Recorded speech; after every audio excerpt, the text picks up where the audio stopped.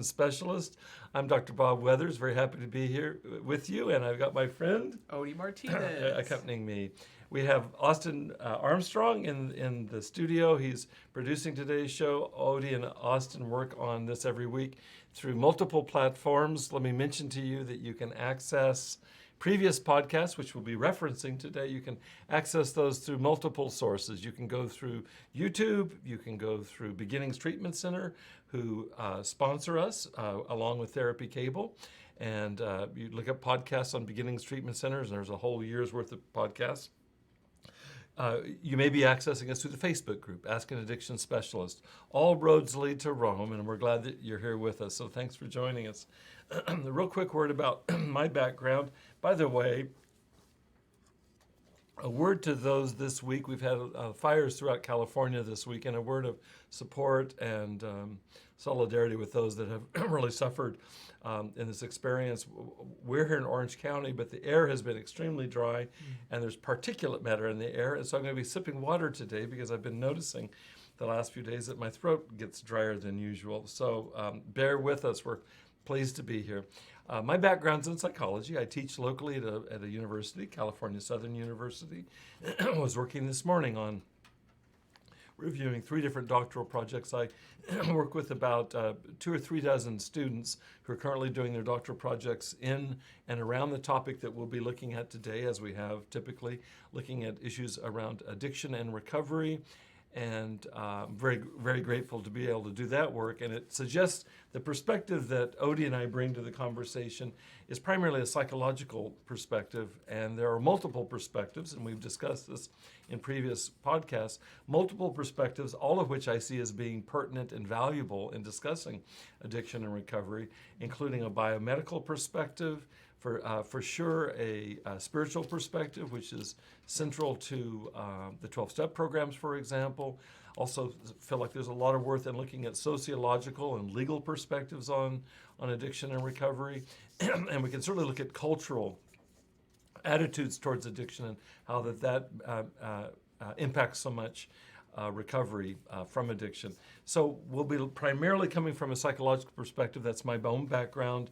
And I hope that you'll add this to whatever other perspectives that you bring to this conversation. We have individuals in our audience who are themselves in recovery from addiction, as I am, and I'm really happy to have you here and welcome you.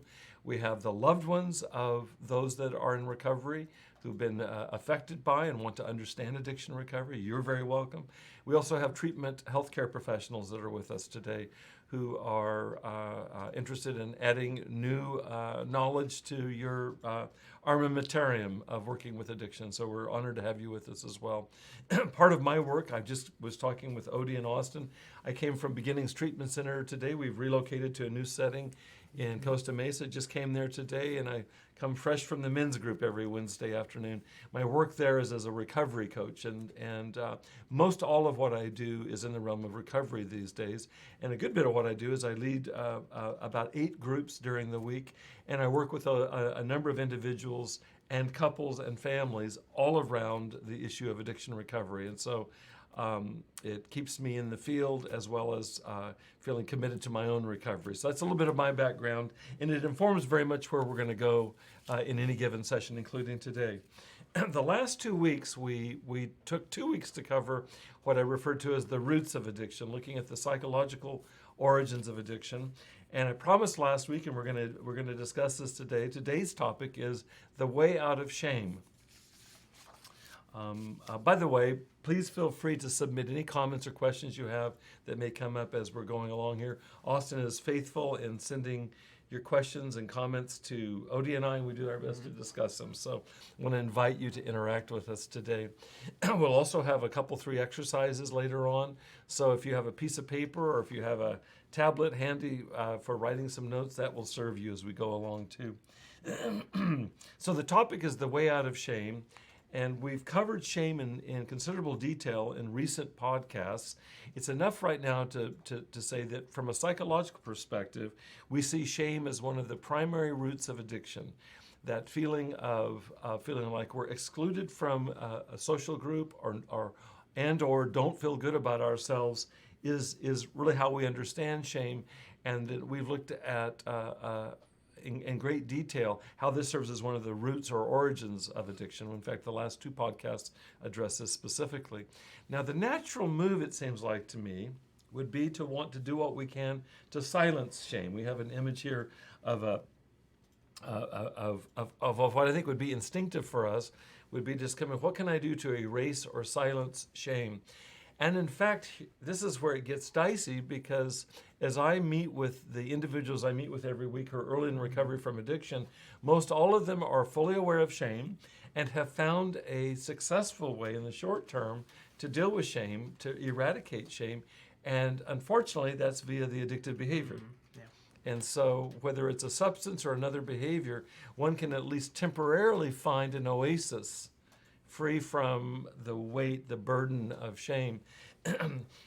What's built into this then is something that we're going to talk about today in terms of a catch-22 with shame and with addiction. And let me just mention real quickly, the idea of a catch-22 is that we run into these in life, and I believe this is one of them, where there's a dilemma in which you're stuck. You can't find any way out. And the reason you can't find any way out is that your various solutions collide with each other. Technically, it's a dilemma with no way out because of mutually conflicting options. My solution conflicts with the problem, and that problem leads to another pseudo solution that leads to another conflict. And so you get yourself in a hornet's nest. Let's talk about what this looks like in addiction. Mm-hmm. If you think about, and you're going to think about this because we have an exercise for this. If you think about any area in your life where you have felt less than okay about yourself. We've talked about this in terms of shame, where I feel down, I feel wrong, I feel bad, I feel defective, I feel like there's something broken. Any of those kinds of images, is that guaranteed from a psychological perspective, that experience of low self-esteem or shame will increase my stress level, and when my stress level increases, that will be attached to craving for some kind of relief. And for somebody who's used addictive behaviors as relief, that increased craving will lead to heading towards using the addictive behavior. For the case of somebody in recovery, it will lead to relapse. And so it goes like this: shame leads to craving leads to relapse, and unfortunately, relapse to the addictive behavior, this is where it wraps in on itself, because that relapse will lead to further shame. Mm-hmm. So you can see kind of the built-in, it's really a vicious cycle. We have an image here of a vicious cycle where you just get trapped in it and you get stuck going in a downward spiral. So I feel bad about myself. I try to find a solution to feeling bad about myself, at least short term, through the addictive behavior. The addictive behavior leaves me feeling bad about myself. Yeah. And there's a couple reasons where we feel bad about ourselves. One is that if we're attempting, for example, to stay sober from whatever our addiction is, then we failed, and that doesn't feel good. Mm-hmm. And then secondly, we have loved ones in our lives, much less culture outside of us, that says that addiction signifies that we're losers. Mm-hmm. In some version or another. And so the very thing that I've used to solve my problem, this is back to the catch-22, the thing I've used to solve my problem actually creates a worse problem. And we go further and further down the spiral. The phrase I've used for this in the past is, the poor get poorer. And what I mean by that, if I feel poor about myself, well, just wait. As I engage in the addictive behaviors, chances are, outside of the short-term relief, is long-term, I'll actually feel more and more impoverished in terms of my self-esteem. Now, does that part make sense so far? Yes. Okay. Any comments on that? I'm trying to catch up a little bit on the saying of the catch-22. Like how it's conflicting. Yeah. Here would be a catch-22. If Bob, if you have self-esteem problems, then you should get over that. Uh-huh. Okay, I'll get over that. And so I get over that by choosing something that's worked for me in the past. And then the next message is, oh, Bob, but you shouldn't be addicted. Wait. You said, if I'm ashamed, I should get over that. I found a way to get over that. Mm-hmm. My way to get over that is not okay. So, Bob, you shouldn't do that. So, well, I'm back to my original shame. But you shouldn't feel ashamed. You should get over that. And so you end up, no matter where you go, my way of translating this is you're damned if you do and you're damned if you don't. Okay. I'm damned if I go this direction, which is addressing my shame. And certainly if I don't address it and it just sits there, I'm damned if I don't. So either way I go, I'm up a creek without a paddle. Okay. I thought of it this way. It usually happens. I'll see if I can explain this. So I'll be wanting to get a haircut, Okay. but I want to shower. Right. So should I shower first or should I get the haircut Okay. and then just shower again? But I don't want to shower twice. Is that Yeah. kind of similar? I think it is. I think it is. I'd far rather have that dilemma than the one we're talking about. But I think these do come up in life. It's like, here's another example that I hear. Well, I hear this a fair bit with the clients I work with. I'll use you as an example just right now. Okay. Yes, please. Odie, you should get a job. Okay. Okay. Well, Bob, I applied for a job, and what they tell me is I need to have job experience. Mm. Well, how do you get job experience if you don't get a job, but no one hires you because you don't have job experience? So built into that is this conundrum or this, I mean, how do you get out of that? Yeah. It's like, well, I'd like a job, sir. Well, we don't hire people that don't have job experience. Well, sir, how do I get job experience if you don't hire me? It's an impossible situation. Right. And in our case, dealing with individuals that have addiction, imagine adding that to it, is that I'd like a job. Well, you have a felony in your background. Many of my clients do because of selling and buying drugs. Okay, well, what I'd like to do is clear my name, clear my record, and I can promise you that I'm so committed to sobriety. In fact, getting a job will help support my sobriety. Well, we can't give you a job because you have a felony. And so what you're saying is something that I'm committing to you, that I'm going to work hard for you, and I'm also sharing with you that this would be something very significant for my own recovery is impossible because I'm in recovery. Yeah. or I have a felony. Right. I don't know. And by the way, I'm not making light. We're laughing about it. I think the laughter is just the impossibility of some of these situations in life. Is that there's not you can't go either way. There's no wiggle room. I see this every day with clients that I work with. And it comes at a time where yeah you don't know whether to cry or to laugh about it. Yeah, So. yeah. I'll give you an example that touches closer to home in my work. Is I work with families where, understandably, family members of those that have been in addiction are angry, hurt, distrustful. Right. And so I'm working with the family member as well as with the individual who's in recovery from addiction. That individual will say, one of the most stressful things for me, they'll oftentimes say this, the most stressful thing for me during any given week are my interactions with my family. And the family's stressed out because the person was addicted. And so it's like, you can understand both positions. It's like, it's very stressful to look at people like your husband or your wife, your father or mother, and you know that they don't trust you at all. And that's very stressful. And how do I recover? Well, I recover by ideally reducing stress in my life. But I've got built-in stress, especially with those that I love the most. And so oftentimes that person will say, I want you to trust me. And the family member will say, well, how can I trust you? Because you've lied to me so much. Right. It's just these kind of built-in binds. And so whether they qualify officially as a catch-22, there's a lot of mixed messages that go on. Right. I'll give you another instance of it too, Odie, is that we talked about this today in today's group. I asked the group, are you all familiar with the double bind? And no one raised their hand. Generally, somebody raised their hand. And a double bind is this. A double bind has two different binds. The first bind is where somebody sends you a double message. So the example I gave was of a parent that says, I love you to a child as they treat them unlovingly.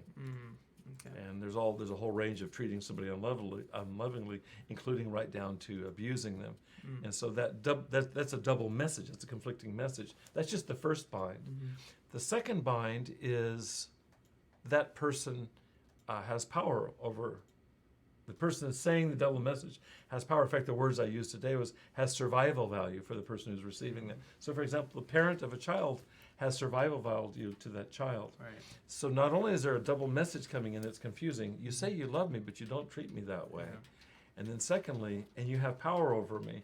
And so I asked the group today, I said, well, what is a child's option? And they said, well, the child really can't challenge that, can they? Up to a certain age, the child can't challenge that because the parent can literally set the child out on the doorstep and they'll perish. And so I said, well, what do you think happens? And somebody said, does the child then somehow try to make sense of that? And I said, yeah, I think that's what happens, is it makes us crazy. Oh, this is what love is. Love is the opposite of love. And so you begin to develop these templates or blueprints inside because you can't dare challenge the parent or the boss or the spouse. I mean, there's lots of examples how this comes up in life. And if you're in a position where you can't challenge somebody, then you're left holding that inside, and oftentimes it breeds anxiety and confused thoughts, let's say. And we didn't get to this today, but one of the ways out of that, one of the ways of breaking a double bind is having somebody else you can talk to that's not insane. So, for example, if you and I are brothers and we have a crazy parent, we can go, that's crazy. And that way we don't go crazy. It doesn't change the fact that this is going on and we can't yet leave home, but at least we're talking to each other. But imagine if we don't have each other. The child just left with that, and that's seen as gospel truth. It's very confusing. Does that make sense? Yeah, absolutely. It reminds me of a movie. I don't know if it completely relates, but are you familiar with Carrie? No, I know of it, and I've never seen it, so you'll have to tell me. Okay, so it's pretty much just... It's that Sissy Spacek, right? I don't know. Okay, all right. For some reason I associate it with that movie, and I've never seen it, so go ahead. So it's about a child that has not mental telepathy. She's able to move objects with her mind, and she's a single only child, and the mother is insane. Okay. And so the mother abuses her, and says, because I'm doing this for your own good. Right. For your own good gives you a clue right there that there's probably a problem built into it. That's good. There's actually a whole book just called For Your Own Good, and it's about this. Yeah, and then she doesn't have anybody to talk to, and even at school she's a problem, or not a problem, but she's not very popular in school as well. So pretty much all this builds up throughout the movie, and at the end it just has a very disastrous ending, pretty much. So. I can imagine, because all of those telekinetic powers directed towards revenge probably is not a pleasant thing, is it? No. Yeah. Well, no, it's very relevant, it seems like to me, in all of this. It's like, and all of us have some version of this. None of us get out scot-free. And even if you survived your growing up years with relative sanity, and some people do. My dear friend John, whose mother just passed away, we spoke earlier today. He had two loving parents, and he's always presented that way to me. And he said, I mean, really, really loving. I mean, in the case, he's been with both of them when they passed away in recent years.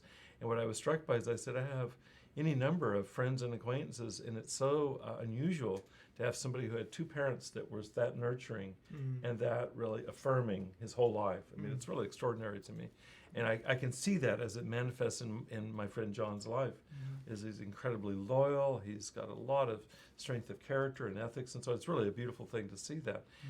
But that would be the exception, it seems to me, at least in terms of the people I know, in terms of my life in friendship, and then the work that I've done over the years clinically, it's relatively rarely the case. The work that I do now in recovery coaching is that the statistics are this, is that out of a population of those that have experienced more than average, higher than average levels of what they call adverse childhood experiences, including trauma, is that there's almost 100% correlation between that group and the addicted population, is it leads to addiction. And really, we're talking about some of that right now, is that anything that chops away at my self-esteem makes me more vulnerable to addiction. For that matter, being exposed to early childhood trauma raises our baseline of our stress hormones like cortisol and adrenaline. And so those that have experienced higher than average levels of childhood trauma carry higher than average levels of cortisol, which means you're walking around with a high level of stress just by virtue of what you grew up with. And so it leads into this, and the kinds of things we're talking about, whether it's with Carrie at one extreme across the whole continuum, make us more vulnerable, it seems like to me, to addiction. In fact, I'm not going to say it seems like to me. There's research to suggest that it has been proven that there's a huge correlation between these stress levels in terms of early development. But let's say that you survive, like my friend John. Certainly all of us have worked in a work situation. You have to work with Austin. Think about it. Right. Sorry, Austin. I just had to make a he's pouting right now. No, we work in situations where they're less than optimal, and so it can be a boss, it can be a teacher in a university setting or in school where you have somebody that has power over you, and they send these mixed messages. It's very disturbing. It's very disturbing. And so what we're talking about is how this disturbance, whether it leads to shame or just heightened stress, how it will manifest in terms of addictive behaviors. We have an exercise. Let me ask you guys to do this. Can you think of a time where you resorted to addictive behavior as an antidote to what Odie and I are talking about right now, which is stress, double messages a la Carrie, and shame? Can you think of a time that you resorted to an addictive behavior? It can be to a substance or some behavioral addiction as an antidote to shame. And there's a second part to the question. I want to ask it at the same time, and that is, can you recall responding to that addictive behavior? For example, in the case of relapse, can you recall responding inside with heightened shame? And so it starts off by, I feel ashamed and I've resorted to addiction as a way to relieve it. And then by choosing that way of relieving it, I actually incur further shame. So I'd like you to think about that for just a second. And then Odie and I will do the same, and then we'll share. Okay.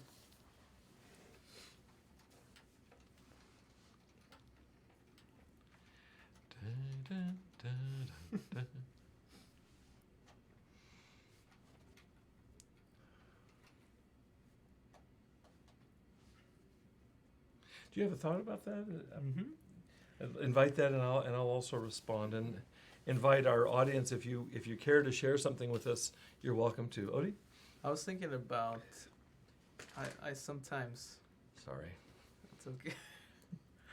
I think we're good, right? That was an action shot. Sorry. I was thinking about. This stuff is so sober. Sometimes it helps just to laugh a little bit. That's something that really. So just we're doing good. We're doing good. That it's kind of like I do this still to this day, but sometimes when I get into a disagreement with my wife, for better lack of terms of an argument, but I've noticed that I get urges to indulge in junk food. Yeah. And so usually that's what it is. And then I either do it or I don't. And if you indulge if I indulge it, right, what ends up happening is that I'll find something else to munch on, to like snack on. So say I'll start with a small chocolate bar. Right. And then, okay, I'm still upset. I still don't feel good about myself. So I'm going to have a huge bowl of ice cream. Yeah, that's really the cycle right there. Yeah. Doesn't matter if it's a chocolate bar and ice cream or anything else. I really appreciate you sharing that. It's as common as that. It's not. It doesn't require some monumental thing. Sometimes a monumental thing will happen. I'll give them a monumental thing, but it's the same dynamic. For me in my own career in psychology, owing to a number of stressors that were going on in my life, and I won't go into the details of that right now, but I will share the behavior. I began to drink more and more, and as I began to drink more and more, I realized that it wasn't okay, so I became more secretive about that. And in my secrecy around that, I felt ashamed, and in my shame, I began to drink more and more, or continue to drink more and more. And then eventually it began to spread into recreational drugs, and so on it went. So I was in a profession where I realized that the further I went down this road, I can't really be transparent about this because it'll bring up questions about my competence to be practicing in psychology, which would be rightful. But I was so ashamed of that coming to light, and so it became more and more hidden. And it's almost like the more hidden I got, the more ashamed I got, the more I needed to, and I was not aware of this at the time, the more I began to self-medicate. And so I wake up at some day, 5 years down the line, 10 years down the line, and I've really gone down quite a rabbit hole with this. I tell this story to the clients that I work with in the groups that I lead, and I'll tell the story, and they'll go, wow, well, we haven't quite heard that story from a psychologist before. Yeah. But the turn that we'll take is I say, is there anybody in this group that doesn't have your version of this? And every single person will have a version of that, whether it was with their family or their church or their marriage or their job. And the sad reality is that that's the dynamic that underlies kind of this vicious cycle we're talking about. So whether it's chocolate bars and ice cream in the face of upset, or in the case of me, various stressors that led to my going into a very secret a part of my life that snuck up on me because I wasn't all that conscious of becoming secretive. But it doesn't matter if you're conscious or not. The shame will dictate stress, and the stress will dictate relapse or using in the case, whether it's ice cream or drugs. And it's really what happened. Looks like there's a comment over here. This person says, this exercise is easy for me. Addiction was always connected to wanting to get away from shame or depression, and it worked briefly, but I always felt more shame later. Can really relate to that. Thanks for sharing that. I can really relate to that. Part of what was going on in my own stress kind of in midlife, that's when this really began for me, was my dealing with depression and dealing with it kind of through the back door. And so I was ashamed of that. I was ashamed of feeling less energy, ashamed of having a darker mood and so on, and so I would cover it, and there'd be this moment, when you have that bite of ice cream, it tastes pretty doggone good. Oh, yeah. Or with chocolate, there's a little bit of a lift with the caffeine in it and so on.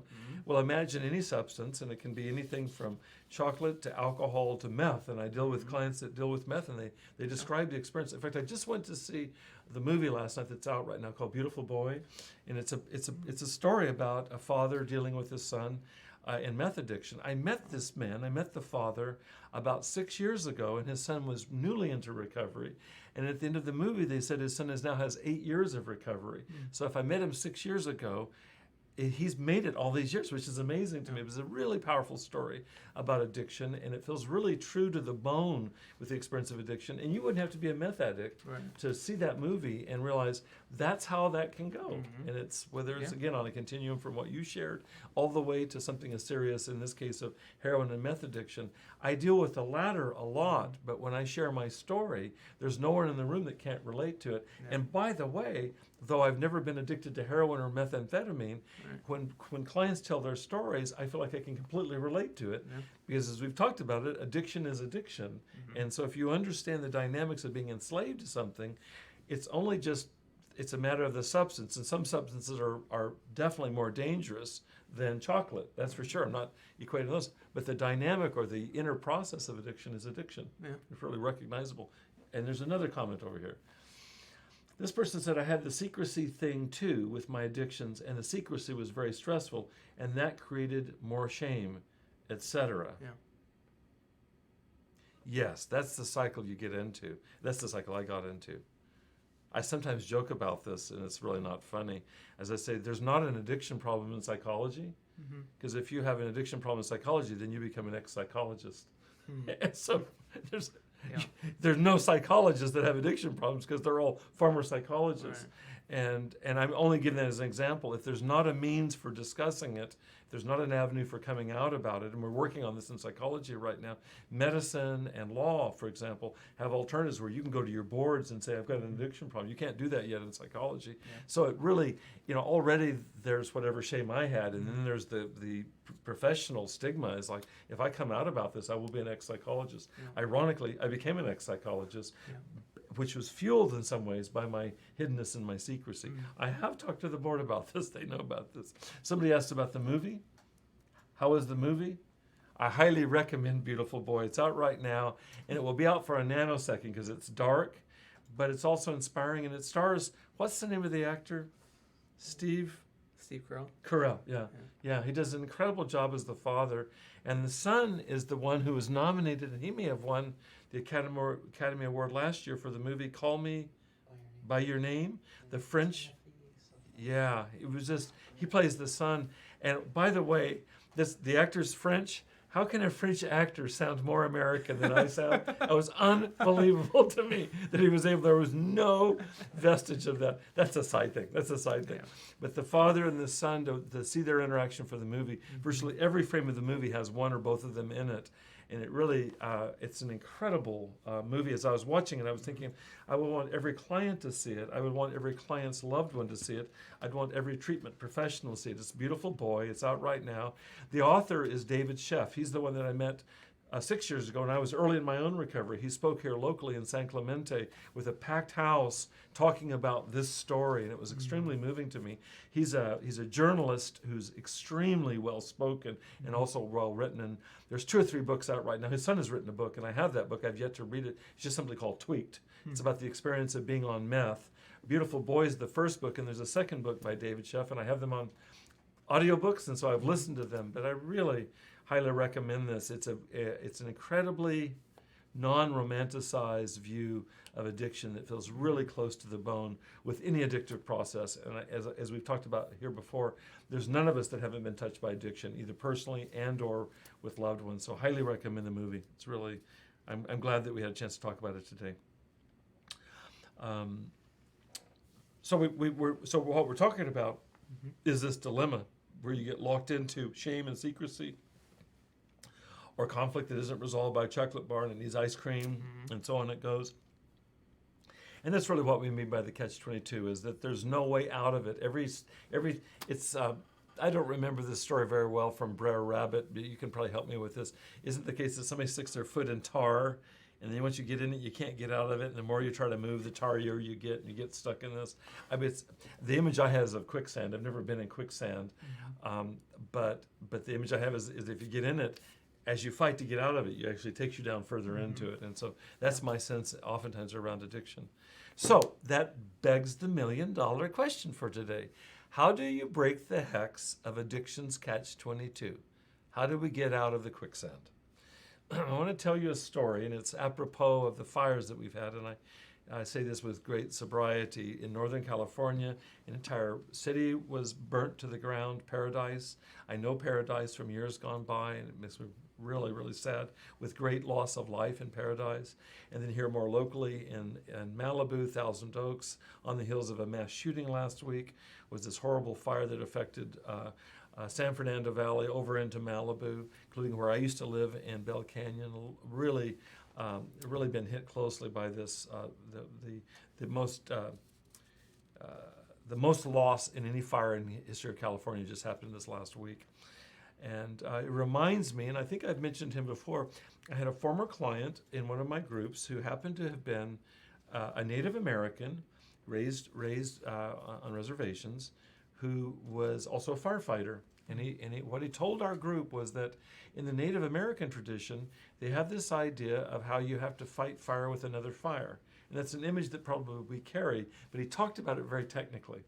And he discussed it literally in terms of firefighting. They call it a backburn.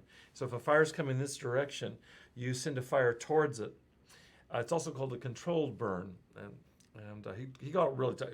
There's a burn line and all these kinds of things. But the idea, as I understand it, is if a fire is coming towards you, if you send a fire at it, fire needs oxygen to burn.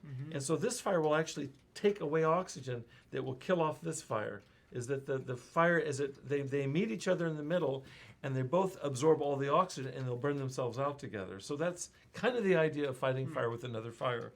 I want to take that analogy from my Native American firefighter friend, and in terms of what's going on right now, I well imagine this has been going on in the fighting of fires that's going on right now throughout California, is where there'll be controlled burns, trying to control for a fire that's advancing with winds of 40, 60 miles an hour. So if we think of the fire, if we start with shame as the fire that's advancing towards us, what would it be to fight fire with another fire? What would it be to send a backburn towards it? One thought is this, and I speak about this personally, and I hope that you and our audience can identify with this, and there will be an exercise in just a moment around this, is that one thing is clear to me when I sit in groups for years now of individuals who are in recovery from addiction, that contrary to popular opinion, addiction, in my view, tends to take out the best and the brightest. There are many individuals in the groups I lead, primarily with men that are extremely bright men. I just sat with one of the brightest men I've ever met today in a group. And many of them, at least before addiction, were people that were deeply moral and caring. Mm-hmm. And many of them are extraordinarily sensitive and creative. And so you sit with a room full of people that are sensitive, creative people that have been taken out by heroin and meth and have friends like them who've died. And so whether you see yourself as one of the best and the brightest is less significant. What I'd like us to think of is, what's the best and the brightest about you? It's not about comparing you with other people. What's the very best thing that you can say about yourself? What's the brightest thing, or the brightest light that shows within you? In the Eastern traditions, they put it this way. They talk about, what was your original face before you were born? Very much picked up in the Judeo-Christian tradition in terms of the idea of, it's the Latin idea of imago Dei, the image of God, the image of God. And so this is a long history within Christianity of a similar notion of, like, who does God see you to be? Mm-hmm. You know, what to put it in a non-religious language, what is your destiny? What is your fate? What is your calling, your vocation? Mm-hmm. So whichever of those images grab you, what I'd like to do is suggest that as the backburn is that in the face of addiction, which would only make us feel ashamed about ourselves, what is it that addiction wants to take out? Well, it wants to take out my original face before I was born. What addiction will flat out do is it'll burn right through my destiny and I'll be left with nothing. And so to counter that today, just for the sake of our being here together, would you take a moment right now to see what you can, see what comes up when you contemplate what your original face is? Why are you on this planet? What is it that you have yet to accomplish? How can you contribute? There's lots of ways of talking about it. Your original face.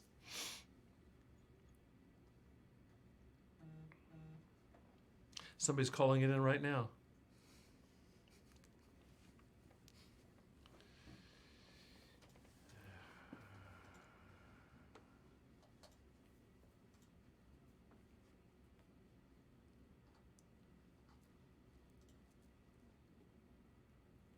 I've shared this with you before. At the end of every morning's quiet time for me, including this morning, the next to final thing that I do in my morning's meditation is express gratitude for being able to live out today why it is that I feel like that I'm here. And it's very tied into the work that I do. It's not just that, because it's the relationships I have within the work, but I feel really, think of how grateful I am to be able to spend time with you. And with Austin, to be able to be here and to contribute. I feel like that I started off with years and years of training in psychology and years of working in the field as a professor, as a clinical psychologist, and I lost all of that owing to addiction. And you could easily have thought that was a fire that just burnt everything in its path. And I did think that at the beginning. And then as healing has come, as recovery has come over the years, I realize that, at least for me, I take it that this is what I'm meant to do with the skills I have, the gifts I have, and it's become incredibly meaningful to me. And virtually every day, all day long, this is what I do, is into this. And so there was great loss of what I thought I was to do. And I don't know, because I don't know God's mind, but I do feel like that there's purpose in why I'm here, and it's hard for me not to see this as meaningful. I didn't always see it that way. So that would be some sense for me, without getting into being the best or brightest at anything. It's just like, what is it that are my gifts? And it's been very motivating for me in terms of my sobriety, my recovery. It's like, I want to be here and to contribute, and this is what I'm meant to contribute. And ironically, I contribute more now knowing addiction from the inside, I believe, than I did before. People have asked me, did you study addiction before? I did some, not as much as I have, and I certainly worked with addiction, because there's no psychologist or therapist alive that doesn't have a significant number of people that are dealing with addiction in therapy. But I didn't know it from the inside like I know it now, and so I just feel like it's an incredible gift. I wouldn't wish the suffering Yeah. of this on anyone else. My suffering, and particularly those that I love, I would not wish that on anybody. So I don't want to be glib about that. But in light of the suffering, what's amazing is that Phoenix can arise from the ashes, and that something that's very meaningful can arise. Do you have any thoughts for yourself? I don't want to put you on the spot. I don't. No, It's kind of like I just want to open up the question for all to reflect on. You can comment or not. Yeah. Yeah, I thought about. I just came back from New York, visiting my family up in upstate, and I had a good conversation with my brother, and he was very encouraging because I shared with him some of the struggles that I've been going through, and he was just very encouraging and letting me know that one of the things that stood out to me is he told me. No matter what happened in our childhood, just remember that, from what I've seen and experienced being your brother, that you're smart, you're intelligent. If you're having an issue, you can figure it out. And I believe that you can do that. So I think that kind of goes hand in hand with what we're talking about, your original face, because growing up, there's been times where I didn't have that sort of encouragement. It was usually you're not good at this, you're not good at that, you're good for nothing. So just having to hear that made me feel like, okay, well, I feel like that is what not necessarily my my destiny or whatever you want to say, or my fate. But I think it's a part of it, of having that intelligence, that wisdom to get to that. I like very much what you're saying. I think that the phrase "good for nothing" would be a good definition for shame, wouldn't it? I'm good for nothing. To the extent I believe that, it's I'm immersed in shame. And I was thinking as you use that phrase, I read a biography years and years ago, 40 years ago, of Mother Teresa, and it was called "Something Beautiful for God." And it's almost like good for nothing on the one hand, something beautiful for God. She felt this for every individual that she looked at. She worked with individuals who were dying of leprosy in the streets of Calcutta, and she believed that each individual was something or someone beautiful for God. She saw through that. So there wasn't a one of them that was good for nothing to her. And they saw that she saw that, and that transformed them. They might well die of leprosy, but they had experienced, she said that she saw Jesus in their eyes, and my sense of it is they saw Jesus in her eyes as well, very much so. So it's a very different response. I love what your brother said to you. That's beautiful.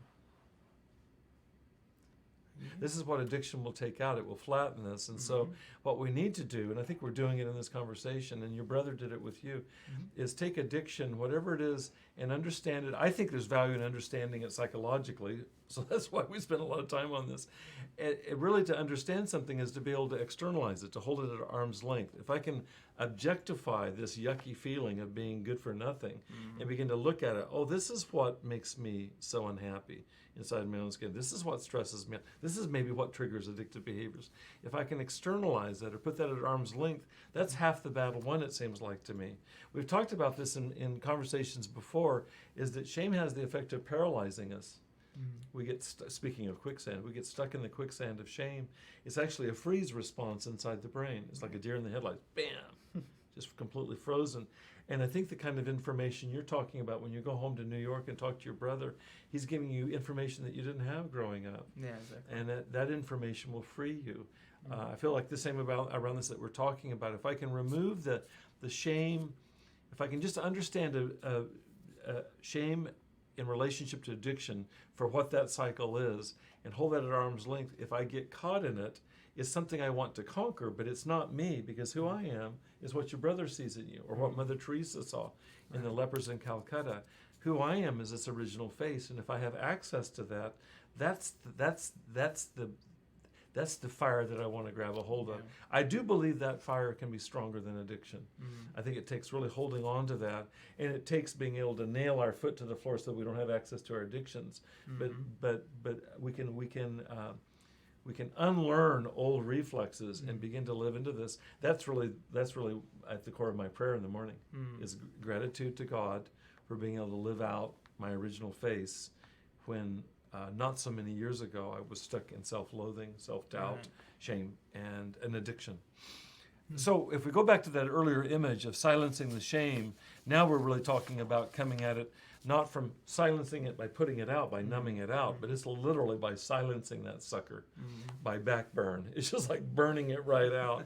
And I don't want to sound too triumphalistic about this because addiction is extremely complex.